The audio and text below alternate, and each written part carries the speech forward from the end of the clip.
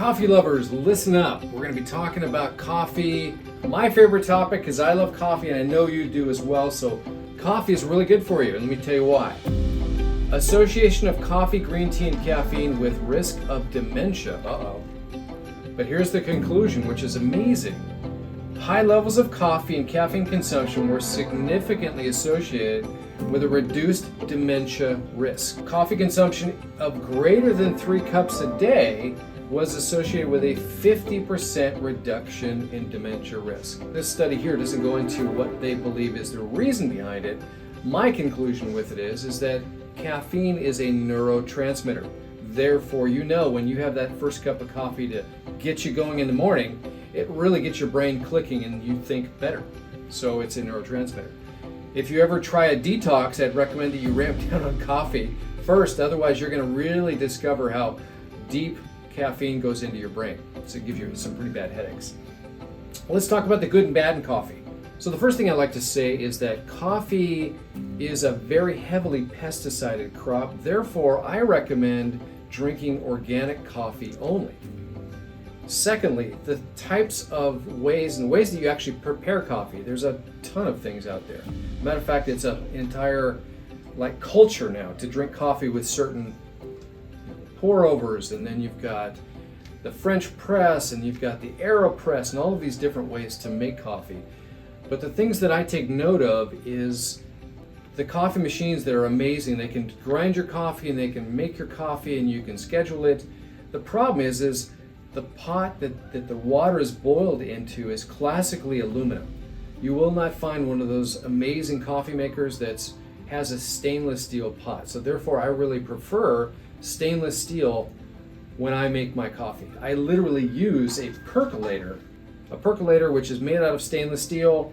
Also, the actual strain part of it, which would be the filter part, is actually stainless steel as well. Why? Because stainless steel doesn't leach a bunch of bad heavy metals and chemicals into your coffee. So I use a basic percolator every day that I drink coffee. Furthermore, I don't use filters, the paper filters, because the paper filters are typically sanitized using bleach and products like that. So if you use one of those, make sure it's not a bleached paper filter. Also, I don't like using plastic like the AeroPress, where you press it down and you get your scalding or boiling hot water that's going through plastic. I don't want to bring any chemicals into my coffee. Also, you don't want to use, if you use like French press coffee, you don't want to use a plastic container that the boiling water is going into to make your coffee. Why? Because it leaches chemicals into your coffee. Not a good thing. Lastly, let me show you one other thing, because many people do this without even thinking about it, is they go to Starbucks and this coffee lid here. This plastic lid is made out of BPA. Hot scalding coffee going through that and onto you, you're going to be inhaling the vapor as well as being exposed to lots of BPA. Bisphenol A, which is cancer causing, it messes up your hormones. Again, not good. So take that top off if you have coffee from Starbucks.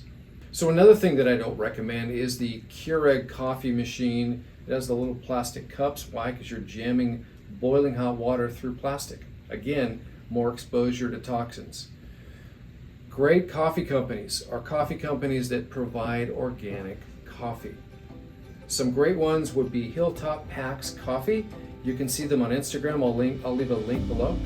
As well as Cascadia Coffee Roasters. They also provide organic coffee.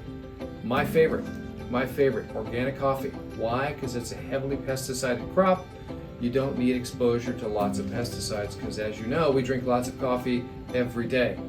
Why? Because we need it. It's essential. So in conclusion, drink organic coffee using stainless steel methods to try to make it clean and wonderful coffee. Avoid those lids that come on. Starbucks and most coffee shops have these plastic lids that are BPA. And have fun and enjoy your coffee, because it's going to reduce your dementia risk by 50%. And one last tip, don't forget, travel mugs. When you take your coffee into your car or to your place of work, make sure it's stainless steel. Don't buy that cheap plastic stuff. You want to have good coffee and have great results. My name is Dr. Augustine from Head Wellness. I'm on social media, Facebook, Instagram, TikTok, and also YouTube. Again, my name is Dr. Augustine. Have a great day.